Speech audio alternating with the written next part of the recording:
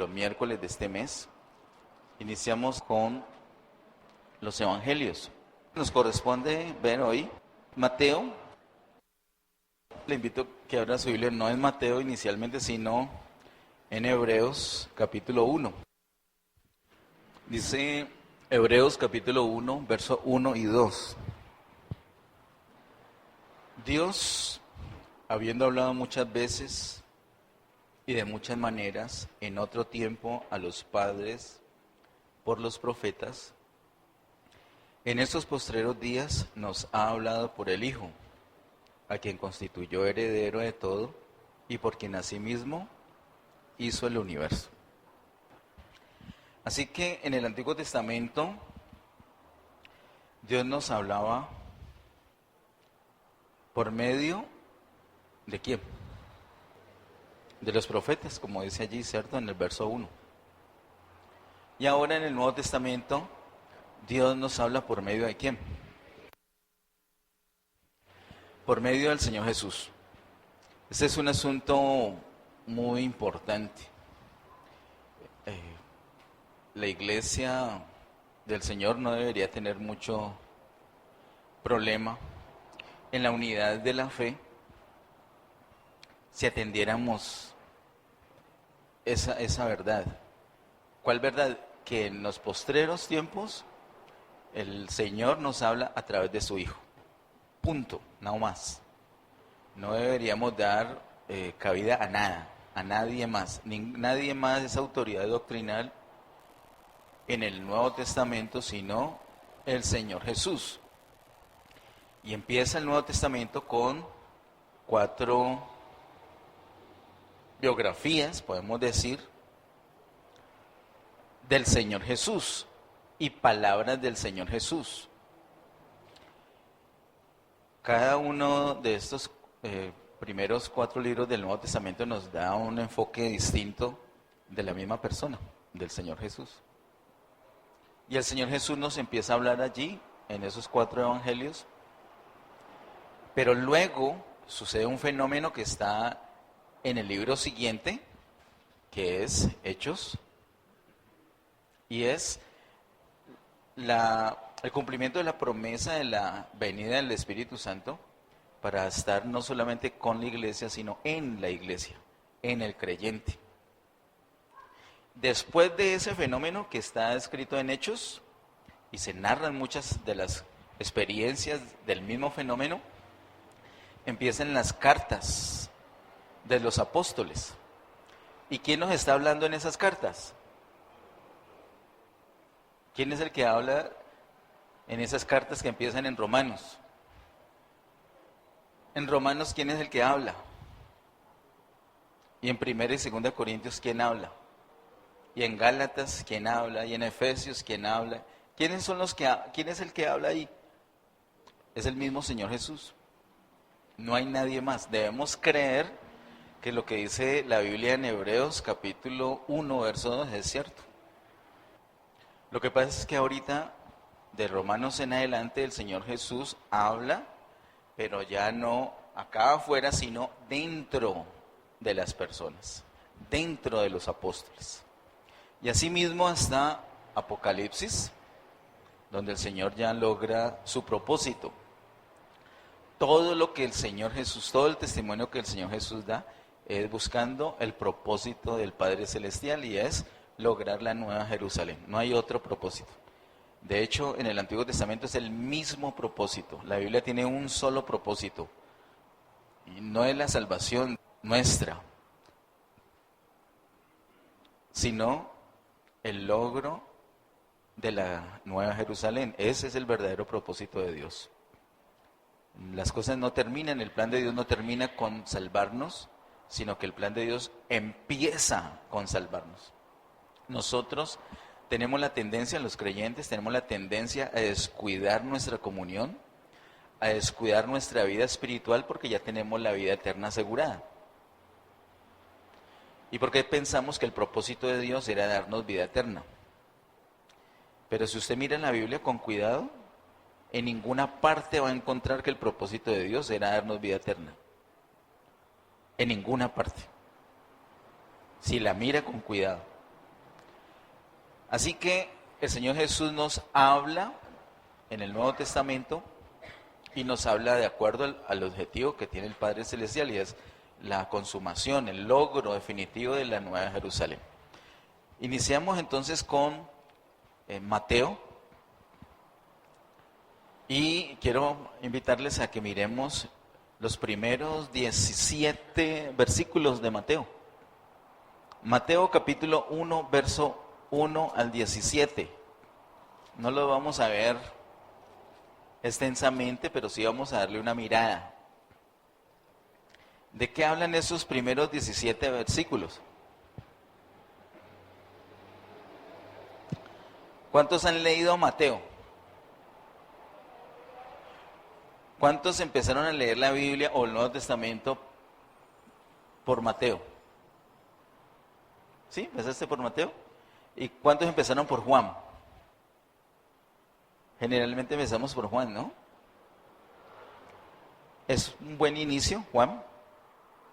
Pero el Señor tiene una idea, y es que una idea no necesariamente para que hagamos eso estrictamente, para que leamos o recomendemos leer primeramente Mateo, pero cuando leemos o cuando estudiamos primero Mateo, de ahí en adelante vamos a entender mucho mejor todo el Nuevo Testamento. Nosotros tuvimos una situación providencial en el año 2011, cuando encontramos en octubre de 2011 lo que pudimos ver en Romanos 5:10, que hablaba de 2 salvaciones, lo cual nos perturbó mucho. Entonces no entendíamos nada, ninguna versión. Entonces eso nos obligó, literalmente nos obligó, pues, y esa es la ventaja de no saber, de no tener, porque el que no tiene se agarra de lo que encuentre, y el que no sabe busca hasta saber algo. Entonces nosotros, ¿cómo íbamos a poder entender Romanos 5:10? Nos tocó releer el Nuevo Testamento. Y al releer el Nuevo Testamento no empezamos por Juan, sino por Mateo. Y en Mateo encontramos mucha respuesta a los interrogantes que teníamos con Romanos 5:10. Después de estudiar Mateo, no entenderlo, no presumo que ya lo entendimos a la perfección, pero sí después de conocer muchas cosas de Mateo, fue muy fácil seguir con lo demás, muy fácil. En cambio, si leemos Juan, no nos va a dejar en la posibilidad de entender tantas cosas después. Pienso yo que Mateo es requisito para poder entender más fácilmente lo demás. Así que, y pienso que por eso es el orden del Señor, el orden de aparición. Ese orden de aparición de los libros en la Biblia, yo creo que es cuestión de Dios y no cuestión de hombre. Lo he notado por la facilidad de entender las cosas. Por ejemplo, Génesis. Cuando entendemos Génesis, después vemos la Biblia, vemos todo el panorama abierto. Si nos saltamos Génesis y empezáramos en Éxodo, no vamos a entender muchas cosas. Bueno, digo yo, si usted ha leído la Biblia y empezó por Juan, está bien. Le recomiendo que la vuelva a leer, o vuelva a leer el Nuevo Testamento empezando por Mateo, y va a ser más fácil su comprensión. En los primeros 17 versículos hay una cosa supremamente aburridora. ¿Ya le di una miradita? Aburridorcísima. Miren. Libro de la genealogía de Jesucristo, hijo de David, hijo de Abraham. Abraham engendró a Isaac, Isaac a Jacob, y Jacob a Judá y a sus hermanos.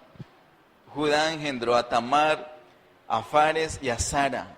Fares a Esbrón, Esbrón a Aram. Aram engendró a Aminadab, Aminadab a Naasón, y Naasón a Salmón, etcétera, etcétera, etcétera, etcétera, etcétera, etcétera, etcétera, hasta el versículo número 17. Y uno dice, si así empezó, ¿cómo será después? Después se vuelve más ameno, pero más complicado. Y más si esos 17 versículos los saltamos, los pasamos por alto. Mire cómo dice el versículo número 1. Libro de la genealogía de Jesucristo, hijo de David, hijo de Abraham. Y luego, verso 2, Abraham engendró a Isaac y sigue. Menciona la genealogía del Señor Jesús a partir de ¿quién? A partir de Abraham. Pero ¿cuál fue el primer hombre? Adán, no Abraham. Y viene desde Abraham, versículo 2, hasta el versículo 17, hasta que llega el Señor Jesús, ignorando todo lo que hubo antes de Abraham. Esa es la genealogía, dice Mateo, esta es la genealogía. Ese es el libro de la genealogía del Señor Jesús. Empieza por Abraham. Eso es muy importante. Generalmente, en la introducción de un libro o el primer capítulo de un libro nos da luz para el resto. De igual manera, si Mateo es el primer libro que encontramos en el Nuevo Testamento, Mateo nos da luz para el resto de ese testamento. Así que esos primeros 17 versículos que uno dice, ay, eso es tan aburrido, son claves para Mateo. Son claves, le da el enfoque necesario.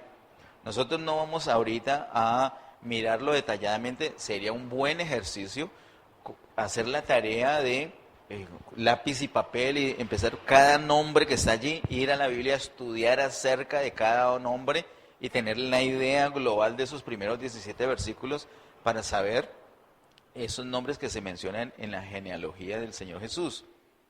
Pues ahorita no lo vamos a hacer, pero sí es necesario mencionarlo. Arranca desde Abraham y no desde Adán. Adán, ¿recuerdan? Es el comienzo del linaje creado. ¿Recuerdan? En cambio, Abraham es el comienzo del linaje llamado. Linaje creado, linaje llamado. En el capítulo 12 de Génesis, Dios abandona el linaje creado y arranca un nuevo comienzo con el linaje llamado, abriendo las puertas a todo el mundo. Eso es lo que hace el Señor. Entonces, ¿por qué Mateo no arranca desde Adán, sino desde Abraham? Porque Mateo tiene un interés, un enfoque, y es mostrarnos a Jesús como rey. Eso es lo que muestra. Por eso arranca con Abraham. Abraham arranca con el linaje llamado. Dice el verso 1, libro de la genealogía de Jesucristo, hijo de David, hijo de Abraham. Jesucristo es hijo de Abraham. ¿Recuerdan el hijo de Abraham, el hijo prometido de Abraham, el nombre de él? Isaac. Y si usted mira a Isaac y lo compara con Jesús, dice, ve, tantas cosas similares. Es porque Isaac es un tipo de Jesús. El nuevo comienzo que tiene Abraham, la clave de ese nuevo comienzo era ese hijo prometido. Igual con nosotros, la clave de nuestro nuevo comienzo en la vida es el Hijo de Dios.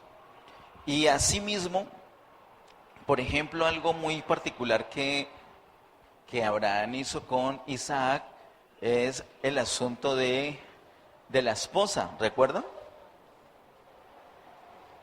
¿Cómo fue el asunto de la esposa de Isaac? Un siervo fue el que se la consiguió. Por el deseo del Padre. Igualito le tocó a Jesús. Hay un siervo que trabaja para conseguirle la esposa por el deseo del Señor, por el deseo del Padre. Pero también dice el versículo 1 que el Señor Jesús es hijo de David. ¿Recuerdan un hijo de David muy famoso? ¿Cómo se llamaba? Salomón. ¿Por qué se hizo tan famoso Salomón? Por la construcción del templo. Salomón, hijo de David. Jesús, hijo de David. Salomón y David, ¿se parecen? ¿Recuerdan otra de las características que tenía Salomón, además de haber construido el templo? La sabiduría.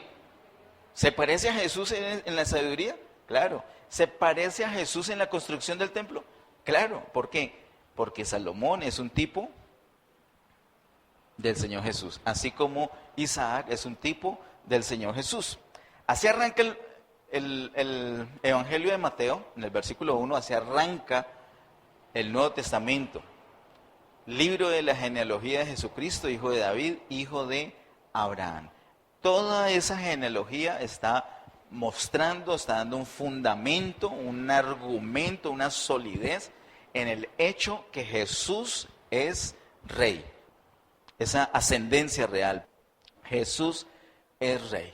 Es lo que nos muestra el Evangelio de Mateo. Miremos en el capítulo 2, verso 1 y 2. Un ejemplo muy especial que hay allí. Dice, cuando Jesús nació en Belén de Judea, en días del rey Herodes, vinieron del oriente a Jerusalén unos magos, diciendo, ¿dónde está el rey de los judíos que ha nacido? Porque su estrella hemos visto en el oriente y venimos a adorarle. Miren lo que ellos preguntaron.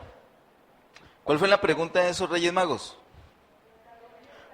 ¿Dónde está el rey de los judíos? Entonces, desde el capítulo 2 continúa en el mismo enfoque de mostrar a Jesús como rey. Miremos mucho más adelante, casi terminando el Evangelio de Mateo, capítulo 27, verso 11. Mateo, capítulo 27, verso 11. Dice Mateo 27, verso 11, Jesús pues estaba en pie delante del gobernador y éste le preguntó diciendo, ¿eres tú el rey de los judíos? Y Jesús le dijo, tú lo dices. Y si buscamos otra palabra del Señor Jesús en ese capítulo 27, no vamos a encontrar ni una, solamente cuando habló directamente con el Padre Celestial. Él no quiso hablar delante de Poncio Pilato más que esas palabras. Usted lo dijo. Él no negó ser ese rey. No lo tuvo que declarar, pues el mismo gobernador lo hizo. Miremos también el verso 37, cuando ya lo crucifican al Señor. Verso 37 del mismo capítulo 27 de Mateo dice, y pusieron sobre su cabeza su causa escrita. Este es Jesús, el rey de los judíos. Bueno, así que Mateo muestra a Jesús como rey. Mateo también aborda un tema muy importante, así como el hecho que Jesús es rey, y es el asunto del reino. Hemos visto ya abundantemente cómo en Mateo capítulo 3, verso 1 y 2, Juan Bautista está predicando, empieza a predicar acerca del reino. Luego, en Mateo 4:17 es el mismo Señor Jesús que está predicando acerca del reino. Y luego, en el capítulo 10 de Mateo, verso 7, Jesús está encomendándole a la iglesia, a los discípulos, que prediquen acerca del reino. Así que Mateo nos habla que Jesús es rey, pero también nos habla de ese rey, de ese reino, perdón. Nos habla del reino. De eso se trata Mateo. Jesús es rey y nos muestra el reino. Quiero terminar haciéndoles una recomendación que ya en otros tiempos he hecho, y es esos capítulos especiales de Mateo. Todos son importantes, vimos los primeros 17 versículos que son de pronto incómodos, pero son muy importantes. Pero estos capítulos que he señalado allí, he encontrado que son claves para entender muchas cosas de toda la Biblia. de toda en la Biblia. Y además, esos pasajes son únicos. En ninguna parte se habla de esa manera como está allí. De pronto en algunas cosas parecidas, pero no con la claridad, con el énfasis que pone Mateo. Se trata de Mateo 5, 6 y 7, que lo conocemos como el Sermón del Monte. Mateo 5, 6 y 7 es conocido también mundialmente como la declaración de la constitución del reino de Dios. La constitución, cómo debe funcionar ese reino, cómo tienen que funcionar los ciudadanos de esa nación, de ese reino. ¿Usted quiere saber cómo debe conducirse entre semana? Mateo 5, 6 y 7. Ahora alguien está leyendo por primera vez la Biblia, está leyendo por primera vez el Nuevo Testamento y arrancó por Mateo. Y llega a los capítulos 5, 6 y 7, y llega al 5, capítulo 5, y dice, eso no es para mí. No puedo. Abandono mejor. Por eso es más fácil arrancar por Juan. Pero después de haber leído la Biblia, después de tener un tiempo de comunión con Dios, es muy importante hacer el ejercicio de releer empezando por Mateo. ¿Por qué? ¿Qué es lo que sucede? Como Mateo presenta a Jesús como rey, y la Biblia no es un libro de lectura, sino un libro de vida, entonces esas palabras que salen de ahí son espíritu y son vida. Esas palabras de Mateo nos afectan de tal manera que nos hacen sentir el reino, nos hacen sentir la influencia del rey. No es posible uno meditar Mateo y no sentir la restricción, el gobierno, la censura de un gobierno, del reino. Por ejemplo, que alguien le pegue una cachetada a usted en una mejilla y usted, en vez de desquitarse con un golpe a esa persona, ¿usted qué es lo que tiene que hacer según dice Mateo 5? Poner la otra mejilla. Usted dice, no, pero esto es para bobos, eso es para gente loca. De primerazo, si ni siquiera de primerazo, sino después de tantos años de conocer las Escrituras del Señor, todavía uno está lleno de orgullo, de soberbia y de conflictos. Pues imagínense empezando, uno lee eso y esta religión es de locos, esto no es para mí. Entonces vamos a Juan, el Hijo de Dios, uy, el agua en vino, conversión, sanidad, vida, qué bonito. Como que coge uno fuerza y después sí se atreve con lo demás. Pero llegar a Mateo, empieza con esa genealogía rara. Y ya coge uno un poquito de descanso. Capítulo 2, tan bonito el niño, lo iban a matar. Capítulo 3, viene lo del bautismo. Capítulo 4, y me encuentro con la constitución del reino. Muy difícil. ¿Cómo así que antes no se podía adulterar, pero ahora basta con mirar codiciosamente a una mujer es muy duro? No, hasta aquí dejo la lectura.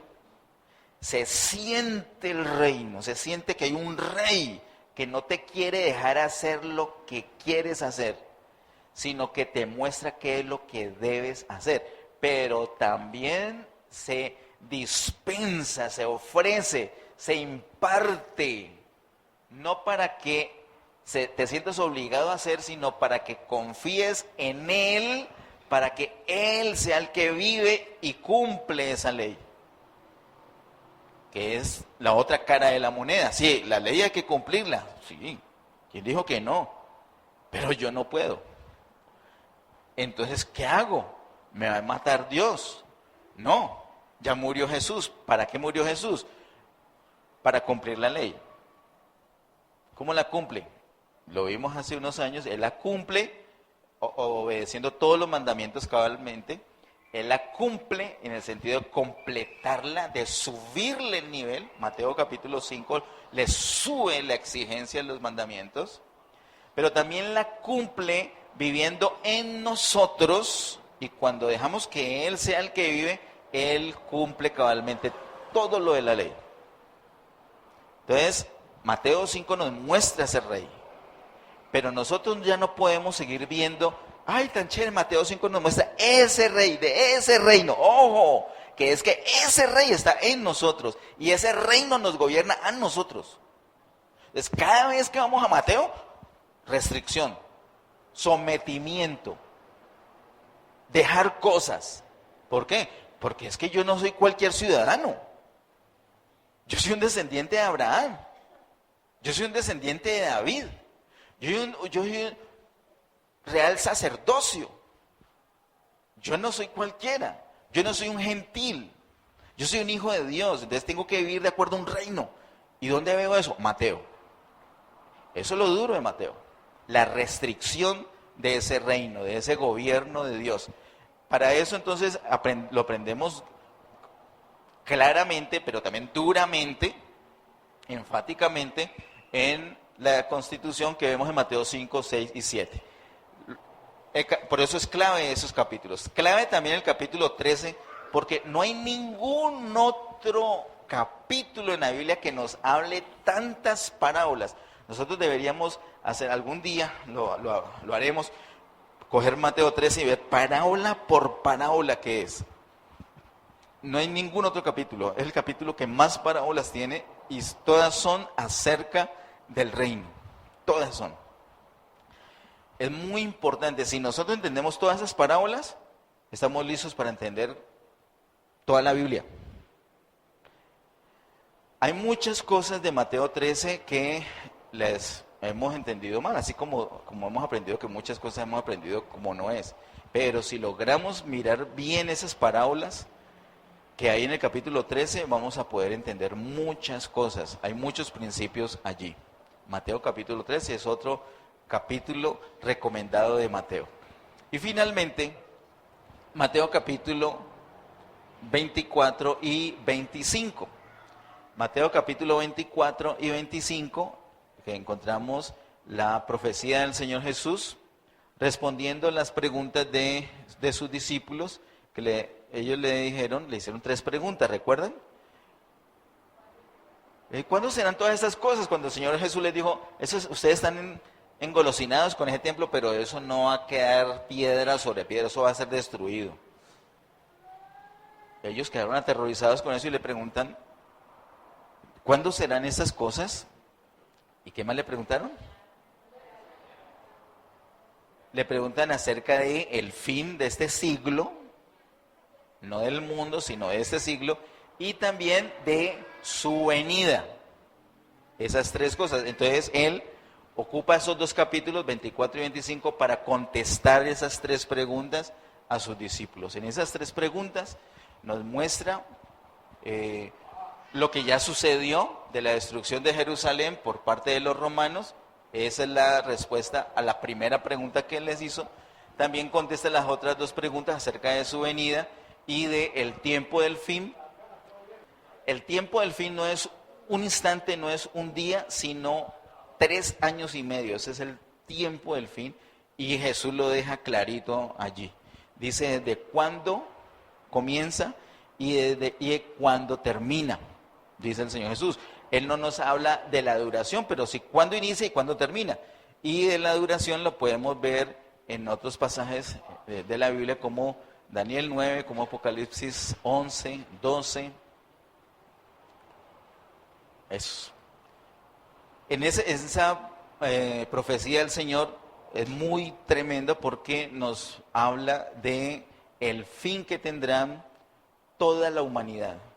El fin de los judíos, el fin de la iglesia y el fin de las naciones. El fin de este siglo. ¿Cómo va a suceder esos últimos 3 años y medio para estos 3 grupos de personas? Por eso es el recomendado. Por eso recomiendo esos capítulos. Yo lo he recomendado antes, esos mismos capítulos. Se los vuelvo a recomendar ahorita. Ojalá que la siguiente vez que hablemos de esto, ya usted la haya podido estudiar. Esos capítulos 5, 6 y 7, capítulo 13, capítulo 24 y 25. Vamos a ponernos en pie y vamos a orar. Vamos a orar enfocados en Mateo. ¿Qué es lo que nos muestra Mateo? Jesús es Rey. Entonces vamos a orar enfocado en eso. Otra cosa que nos muestra Mateo es acerca del reino. Vamos a orar enfocados acerca del reino. ¿Qué es lo que vamos a leer? ¿Qué es lo que vamos a orar, enfocados a que Jesús es Rey? Pues vamos a rendirnos delante de Él. Vamos a declararlo Rey. Vamos a proclamarlo Rey, a reconocerlo Rey. Y vamos a aprovechar esta noche para dejar nuestra vida rendida a ese Rey, al gobierno de ese Rey, al reino de Él. Hay varias cosas que tenemos nosotros. Vamos a examinar, vamos a presentarnos delante del Señor y que Él nos ayude, por su Espíritu nos ayude. Nos dice, mire, acá hay un asunto de rebeldía. Vea, acá hay una cosa que usted no ha atendido. Vea que hay un asunto pendiente, aquí hay una situación suya que va en contra de ese gobierno, en contra de ese reino, en contra de ese rey. Mire que esto está deshonrando al rey, mire que hay cositas así, entonces vamos a pedirle al Señor que nos ayude, que nos muestre esas cosas y hoy vamos a resolverlo. Vamos a presentarnos delante del Señor y vamos a confesar nuestros pecados, vamos a pedirle perdón al Señor. Y vamos a dejar nuestra vida sometida a su gobierno, a su reino. Esa es una de las cosas que vamos a hacer en la oración. La otra cosa que vamos a hacer es que Él nos guíe por su Espíritu para comprender los misterios del reino. Porque Mateo, eso es lo que abunda en Mateo. El Señor hablándonos acerca del reino. Entonces vamos a pedirle al Señor que nos ayude para comprender y para poner en práctica esos principios que Él nos da acerca del reino. Padre nuestro que estás en los cielos, santificado sea tu nombre. Venga tu reino, hágase tu voluntad como en el cielo, así también en la tierra. El pan nuestro de cada día, dándolo hoy. Perdónanos nuestras deudas, como también nosotros perdonamos a nuestros deudores. Y no nos metas en tentación, mas líbranos del mal, porque tuyo es el reino, y el poder, y la gloria, por los siglos de los siglos. Amén.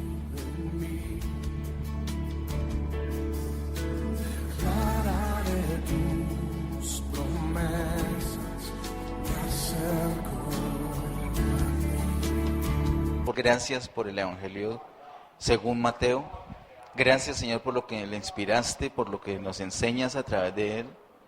Gracias, Señor, por ese enlace que haces con el Antiguo Testamento. Gracias, Señor, por revelarnos los misterios del reino. Gracias, Señor, por declararnos que tu reino se ha acercado. Nuestro deseo, Señor, es vivir bajo ese reino porque tú eres nuestro Rey. Tú eres el Rey. Tú eres el Rey sobre nuestro corazón, tú eres el Rey de nuestra vida, Señor. Y queremos, Señor, que en nuestro diario se note la presencia tuya, que en nuestro diario se note el poder de tu reino, que se note que estamos sometidos a ese reino, que somos ciudadanos de ese reino. No pensamos, no sentimos, no actuamos, no decidimos de cualquier manera, sino sometidos a un reino.